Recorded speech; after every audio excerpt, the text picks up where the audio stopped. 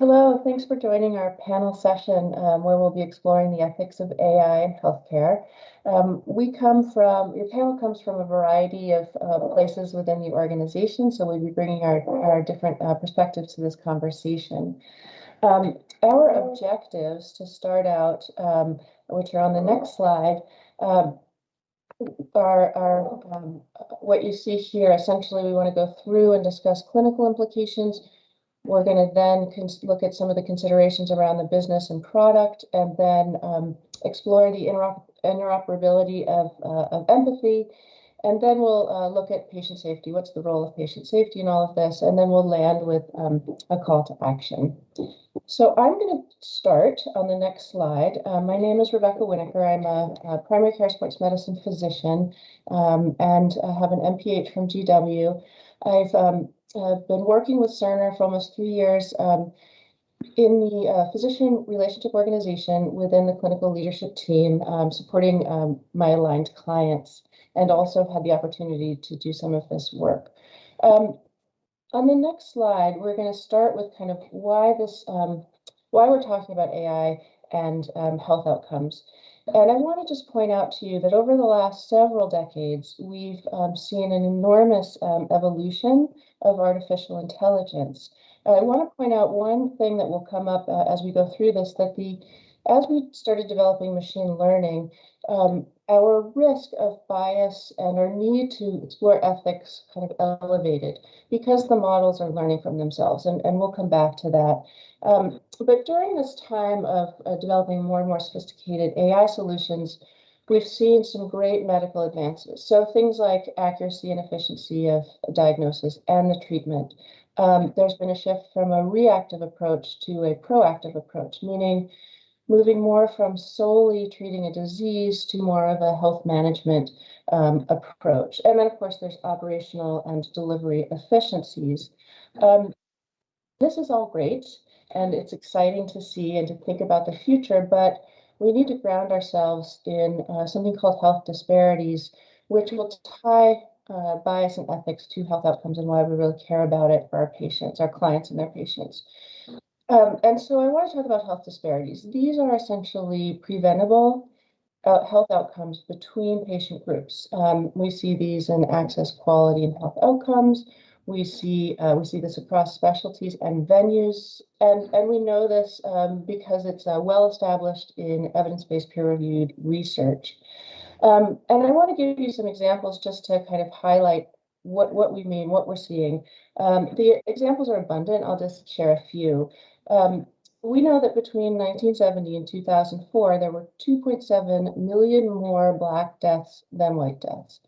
So during that time, racism was a more potent killer than prostate, breast, and colon cancers. We know Black women experience greater than 240% increased risk for death or complications for themselves as the pregnant woman, as well as their newborn. And that's compared to our white patients. We know that people of color wait longer on organ transplant lists. We know that patients of color receive inadequate pain treatment generally. And we know there's delayed care for things like a heart attack. We've unfortunately seen a bright light shining on this over the COVID pandemic, right? So we hear about this a lot in the lay press, but we know that people of color, the LGBTQ community, elderly patients, farm workers have all experienced significantly worse outcomes related to COVID-19. And so on the next slide, we're going to get into some of the concepts. And I want to preface this with a couple of things.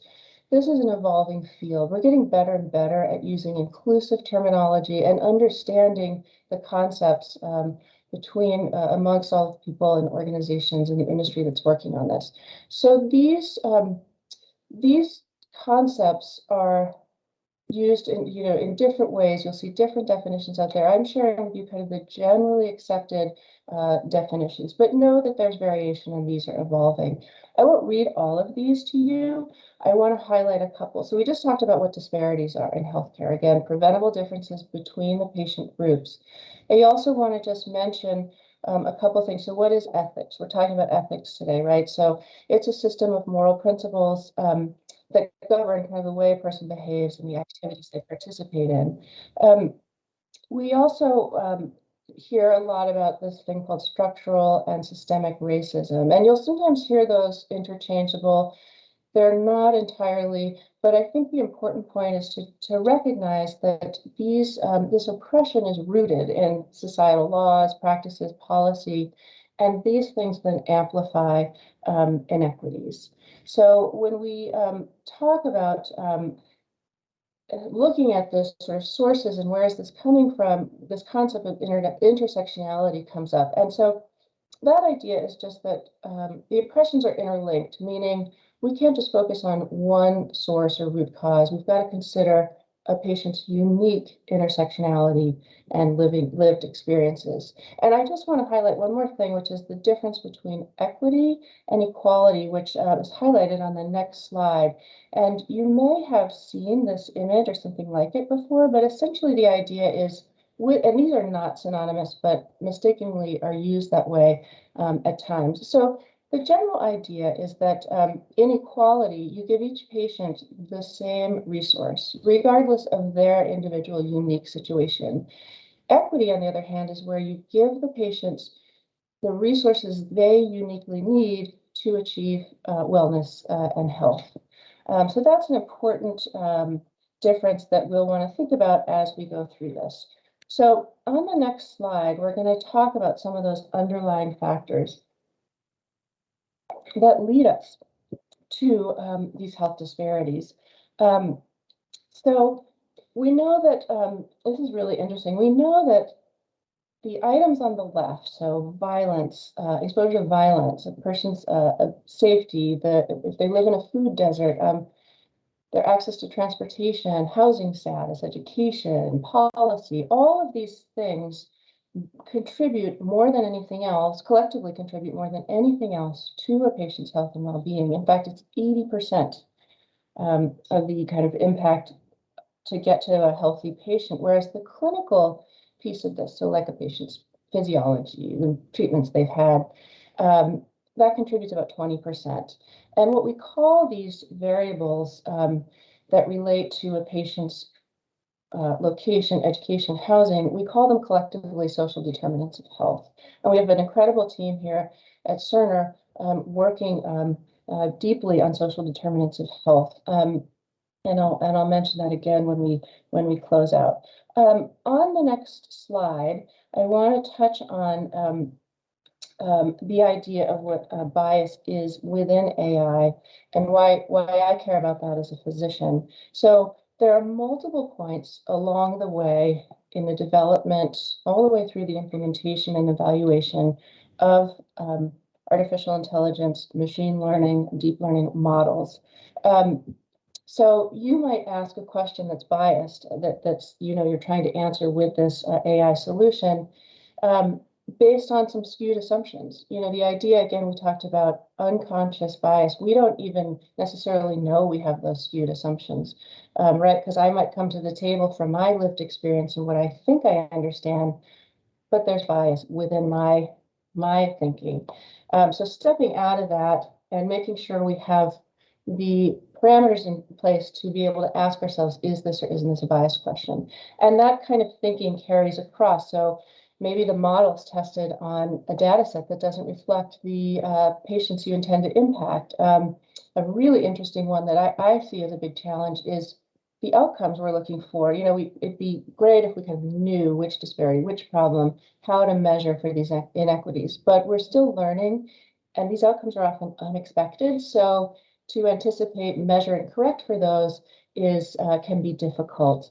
I want to mention a couple more things before I turn this over to our next presenter. On the next slide, I wanted to share with you some opportunities for us. So what I think is really cool is that you as developers, me as a physician, the rest of this panel, we all work in an organization that's committed and prioritizing to health equity and patient safety. Right? So health equity, patient safety, our organization is committed to these concepts. And we have this incredible opportunity to help advance health equity.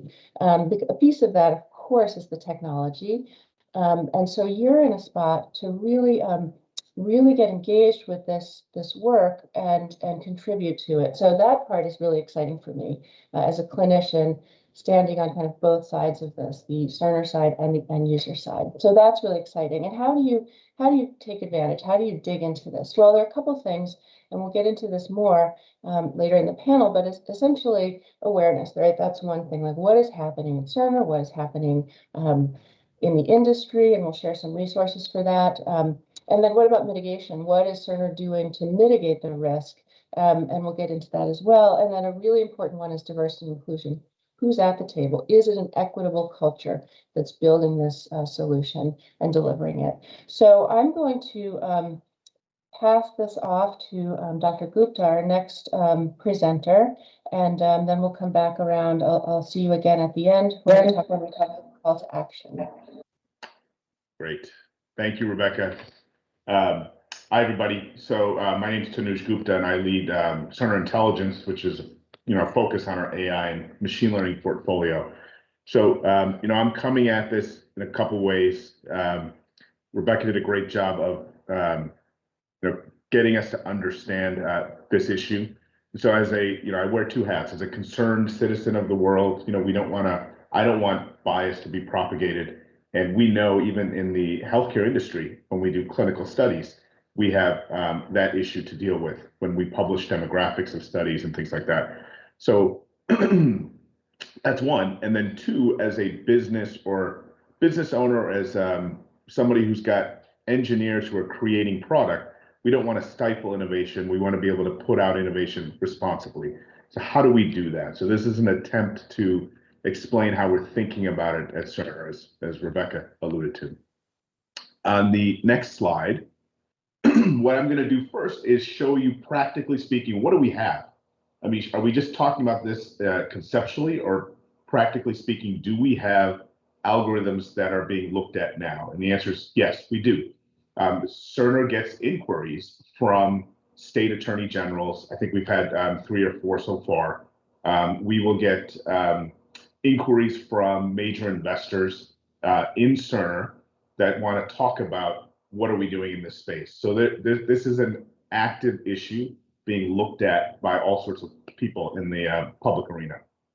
We have several models in the clinical, operational, financial space.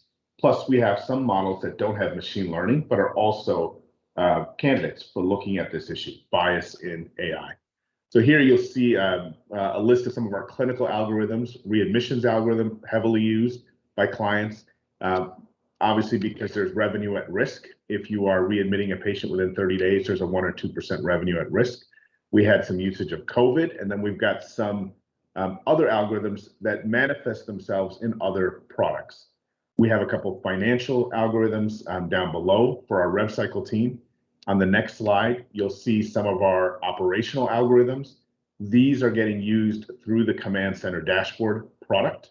Healthy Data Lab is a product with some users, and this product is for a health system client to create their own machine learning algorithms for their own use. That's a little different case than when you are creating a machine learning algorithm for somebody else's use outside your company or your organization. In the first scenario, when you're creating it for yourselves, you're accountable for your own safety, accuracy, etc. It's within your own organization. But the minute you are creating algorithms for other organizations, you have some accountability for its safe and effective use out in those algorithms, in those organizations. So I'm going to dive a little deeper in that in the clinical space. And then finally, you see algorithms without machine learning, but some of our heaviest used algorithms, including sepsis, venous thromboembolism prevention, rapid response team. So you see there's a lot of usage of our algorithms, and we've got responsibility for these to keep these up to date and accurate.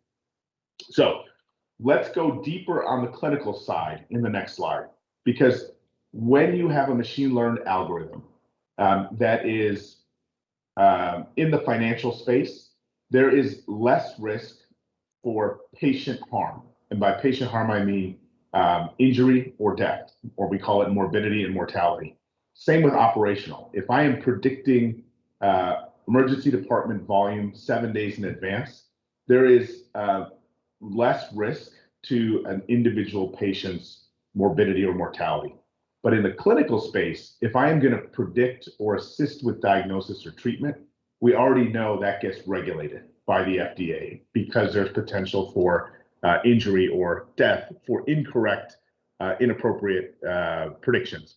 So let's draw an analogy to something we understand today. Let's draw an analogy to lab tests. And that's why this sort of provocative title is here. Healthcare data is the new blood. In theory, a machine learned algorithm that's predicting or helping to predict a diagnosis is like a lab test, but it's based off data instead of blood. And this is a brand new tool that is coming for physicians. So for example, if you are diabetic, I am making that diagnosis with some blood-based lab tests, some of your vital signs, some of your patient history, and it's got a sensitivity and specificity to that test. So it's not 100%, but it's close enough that we take it as true. And then I'm going to intervene with some mix of diet, exercise, therapy, medications, or procedures. Now, if we have guidelines for pre-diabetes that say, take some historical lab tests and data, include some recent lab tests, and you are very close to being diabetic, we are also going to intervene. We're comfortable with that, with some sort of diet, exercise, therapy, medication, or procedure. Well, what if I have a machine learned algorithm that says 2 years from now, with 90% certainty, you'll be diabetic? I may intervene, and if I intervene with a medication and I've predicted this incorrectly, I may be creating side effects for you that you shouldn't have. So we know that there's risk to this patient safety risk, but we're also now saying there's other risks like bias, the risk of gender or racial bias with these algorithms. On the next slide, this is sort of my provocative statement about machine learning algorithms for treatment. And it is very similar to drugs or physical devices. If you are going to alter the outcome of somebody and you have the risk of patient safety, it needs to be watched for accuracy, for bias, for patient safety, those types of things. So for example, I could have an algorithm in that diabetic space that is prescribed alongside your treatment pathway.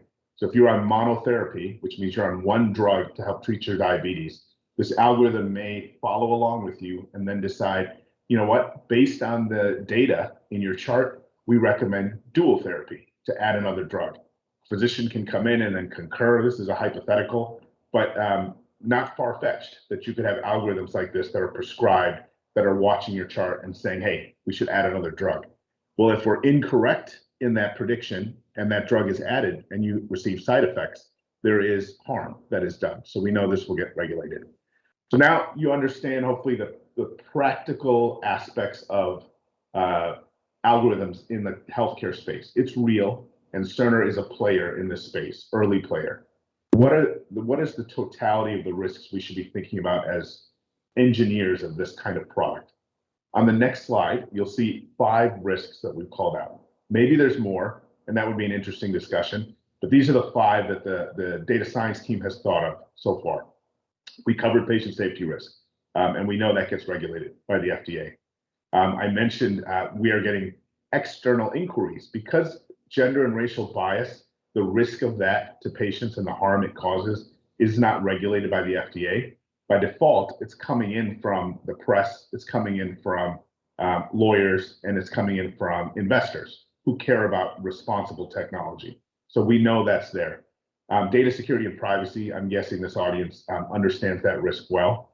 Uninterpretable AI is also critical. If I have an algorithm that's diagnosing you and it's explainable, then the risk of accepting the results of that algorithm or not belongs to the licensed medical professional, the MD, or the nurse practitioner. If it is not interpretable, then the accuracy of that result, the accountability for that falls on the manufacturer of the algorithm. So it's important for us to have explainable AI, or then have the regulatory and legal processes in place for us to be a software device. And then the 5th is outdated predictions. So if any of you have dabbled in data science, you know that if the data changes, which it's dynamic, the data changes minute by minute, then our algorithms could drift out of accuracy, and that is a proxy for patient safety risk. So if I did a lab test, a blood-based lab test for you today that is 95% accurate, and then tomorrow it is 60% accurate because the blood chemistry changed, that's a patient safety issue. There's got to be process for recalibrating and keeping it accurate. It doesn't happen that way with blood chemistry, but with data-based lab tests, it would. So that's another risk. So what can we do? Let's go to the next slide, and let's talk about how we are thinking about mitigation. So there are proactive ways and reactive ways. So I want to make sure people understand we shouldn't feel frozen and we shouldn't feel like we can't innovate or play in this space. We play in the space of EHRs where there's potential, unintentional potential to cause a patient issue. And we have a patient safety process in place, the CHIA process. It's likely something like that may evolve here. So let's break down proactive and reactive. Proactive means in the design of the algorithm, we are thinking about the topics of patient safety, but also the topics of bias and AI. And one of the things we can learn from the way we do clinical studies is transparency is key. So the IP protection for an algorithm isn't, hiding how you trained it and hiding your methods. We've got to be open, and we've got to let peers look at that and offer criticism if we have trained an algorithm on white males over 50 and are trying to apply it to Black females under 30. We know in clinical medicine for pharmaceutical drugs, we don't do that. We shouldn't do that here in the algorithms. So transparency is key. And then what makes a company that is producing an algorithm have some sort of proprietary natures? Maybe in the future there's patent protection, but it is the management of that algorithm. Who is accountable for keeping it accurate and up to date? That is what is going to get paid for. That is worth the expense to say, you manage the model, keep it accurate for me. And I think that's how things will evolve in terms of the return on investment, not hiding our methods or hiding our algorithms features. And then there's some things we can do proactively when the model is released into the real world. And so there's some novel thinking going on here, not quite fully formed yet, but the team is building monitoring tools, and that includes not just monitoring for drift, patient safety, but for bias. One of the methods being talked about is, can you run an algorithm that's been in the real world setting or analyze it based off of different demographics and see if there's a disparate effect or a statistically significant difference? And if there is, accept that it's unintentional, but then focus on how do you correct it. Another way is to have some sort of nationally adopted measure or a nationally adopted database where we can check against different demographics. So there's some novel thinking going on. Even some of the big tech vendors are looking at this kind of technology. And then reactively, we should expect that we have all the best intentions, we release a model, and there's unintended effects of bias that we have to then go back and try to fix, just like with patient safety. We never intend to create a patient safety issue, but if one occurs, we have process in place to respond. So just a quick example, and then I'll hand it off to our next speaker.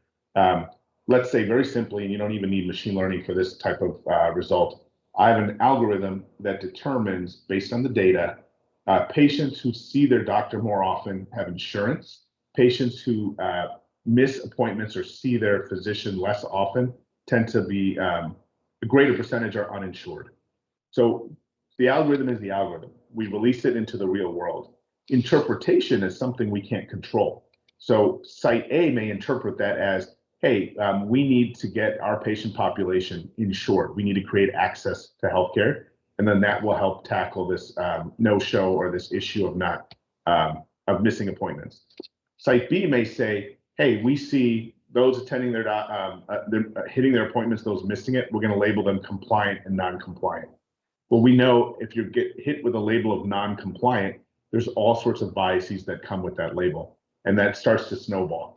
We don't have control over interpretation, but if we notice that to be a responsible creator of this technology, if we notice an algorithm we put out tends to get interpreted in a way that increases disparities for underrepresented minorities, we should have the process in place to respond to that. So we should feel comfortable if we establish the right processes to keep innovating, to keep releasing, not to feel hampered, and then assure the world that we will be responsible with it. If it is interpreted incorrectly and that becomes the major interpretation, we will go back and revisit. I hope that's the way we go in the future. Osama, I think you're next. Yes, thank you so much for that, Tanuj and Rebecca. So what I want to kind of dive into and explore now is what I like to call the interoperability of empathy, right? So we're going to talk about, we're going to explore topics of how equity can be woven into Cerner's culture through both a technical and an empathetic lens, right? The two complement one another in a way. Now, we're going to challenge how to make compassion, empathy, and most importantly, innovation all interoperable.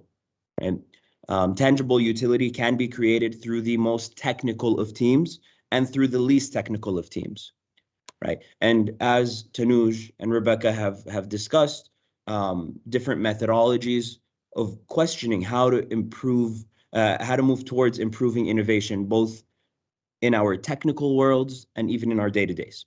Right. So I'll be discussing what we've done within strategic growth, diversity and inclusion spaces, some call to actions that we've had within SGO, within our organization, and then we'll discuss some cultural recommendations as well.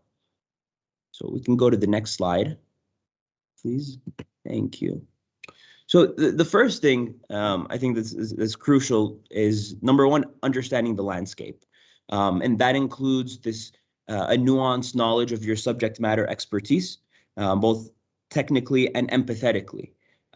Thinking about your expertise from the shoes of the other, right? So from the end user, from the front user, from the clinicians, from the patient, from all different stakeholder perspective, understanding where does our stream come in. And once you have that understanding of your landscape, I think the second part of that is the desire to improve the landscape.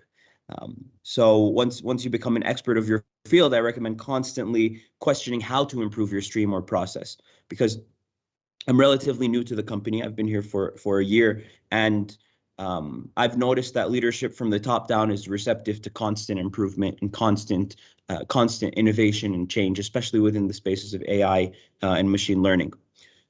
And number three, the will to change it through the proper channels.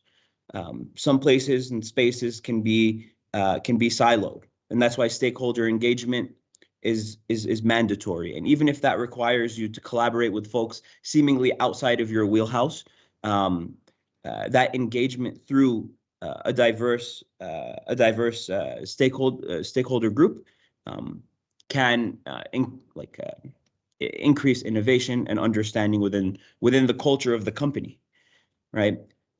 Now, if we go to the next slide, I'm going to talk a little bit about health equity, right?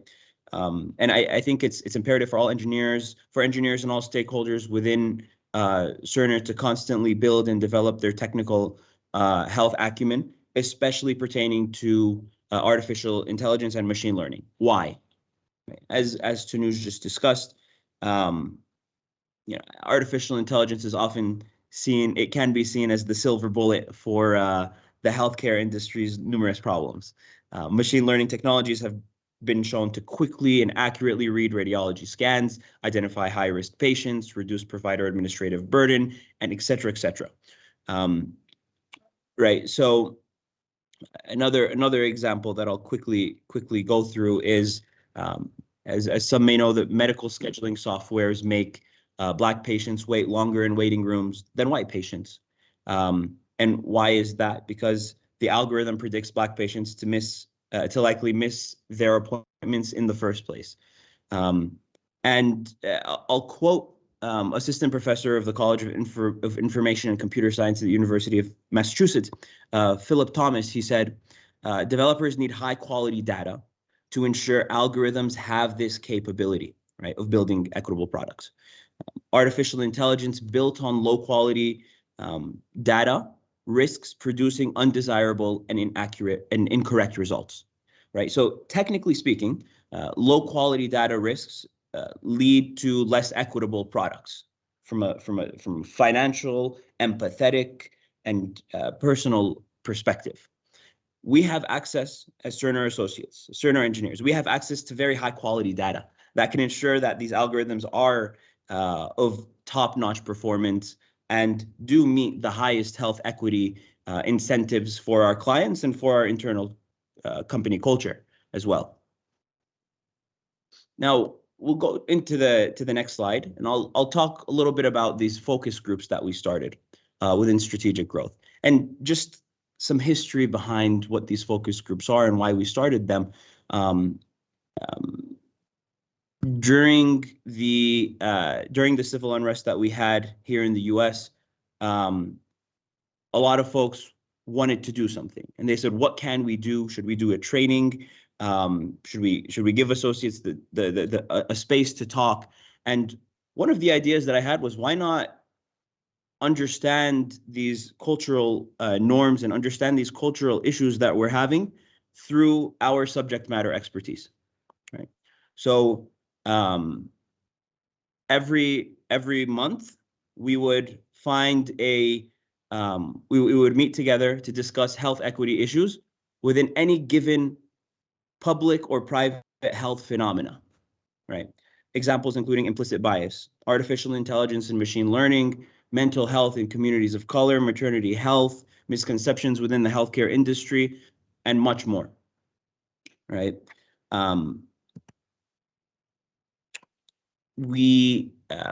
Let's go into the next slide, and I'll talk about the methodology here. So as you can see here, the methodology, we limited our focus groups to 10 participants per session. So we kept it very, very small. We held 3 to 5 focus groups running concurrently with different facilitators. Signups typically filled up within 24 hours because people want to get into these spaces within our company. So the culture, clearly, people want to be innovating things, right? So we would send literature 1 week before our session and engage in critical dialogue, right? And they lead to discussions that that are of the likes of this talk, right? So we're still doing these focus groups, and we try to make it human. We try to make something so technical understandable by different associates within the company. So this is these are just some of the steps that we've taken already. More will come, and I'm happy to share with everybody here. So we can go on to, I'll pass it over to Nikki.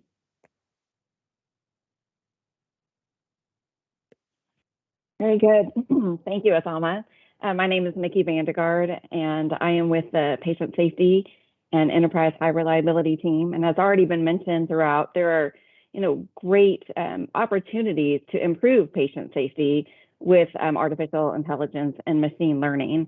And Dr. Gupta also mentioned many of the risks, and I will briefly discuss some of those, maybe from a slightly different lens, but just as a review too as well. We've already talked about how, as we're developing AI, we want to mitigate bias, knowing that we probably can't eliminate all of that. And there's plenty to read about all of that out in literature if you wanted to learn more and just really see, as AI and machine learning are evolving, and more is being published and learned, and we will continue to need to evaluate and learn as well. Dr. Gupta also talked about how we want to ensure we're as transparent as possible. With that in particular, one of the pieces that's being raised is a question of accountability. So if we're not transparent, or if there is a black box and something did go wrong, who would be accountable? Would it be the clinicians? Would it be the developer of the AI and machine learning? So that's another piece that we'll have to kind of keep our eye on as well. And another reason we really do want to make sure that our AI and ML is very transparent to clinicians. Of course, we want to make sure we maintain current applicability to the situation. So applicability in certain areas of a country or in different countries, the AI in one area of a country or in the country itself may not work in another based on the demographics and all the other factors in those areas. We also have to think about how it fits into clinical practice. The workflow, the human factors aspects of artificial intelligence and machine learning have to be considered. So there's all sorts of ways to do this. And all of that really requires some governance to be put in place. And we see that in the literature as well.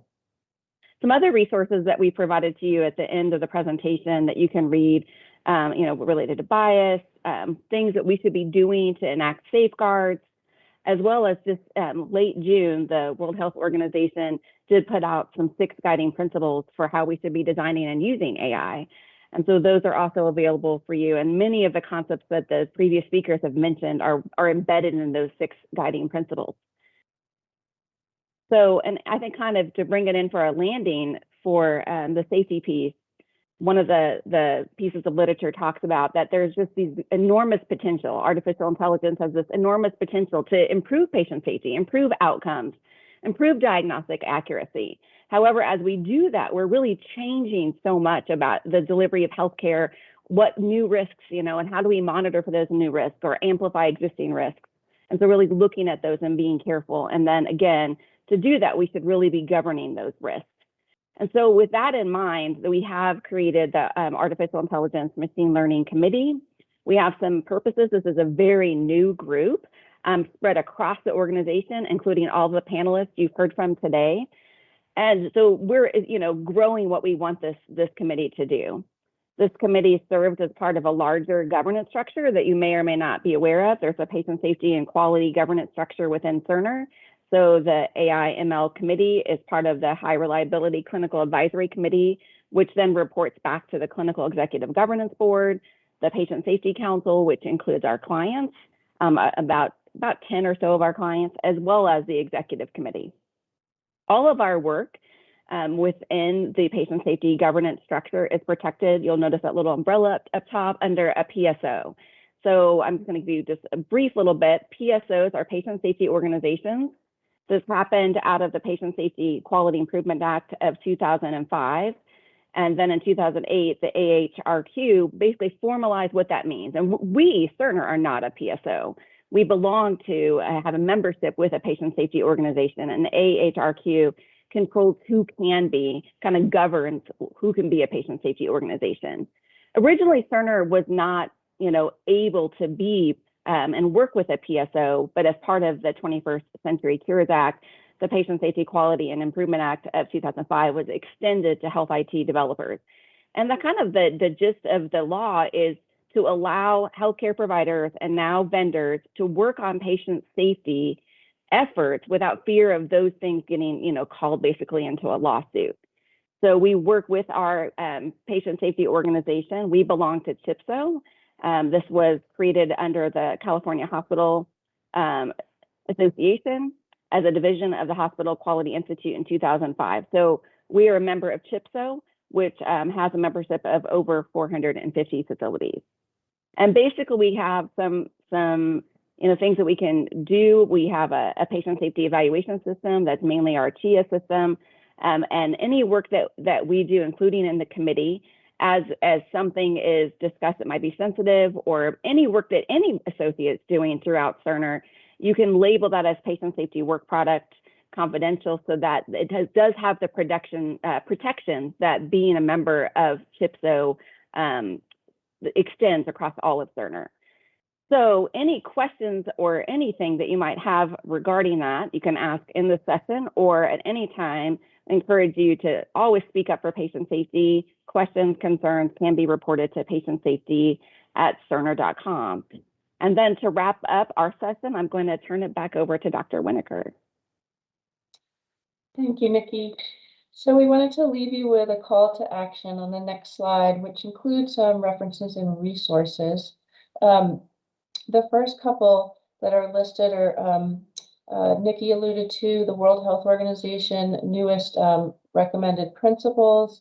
Those links are there. We also wanted to include, we have people in Cerner who are experts in ethics and working with some of the organizations that outside of Cerner that are industry leaders around this topic. And the links are here. I just want to make sure you know about them in case you're here, and also encourage you to go take a look at the work that they're doing. So that's the Center for Practical Bioethics, the Alan Turing Institute, and AI Now. We also, Tanuj actually authored an AI Myth blog series, and then I co-authored with him one of those blogs on gender and racial bias. Then the social determinants of health team has put together a Cerner Health Equity Guide, so that's in here. And of course, the SharePoint for the Cerner Diversity and Inclusion team is also listed.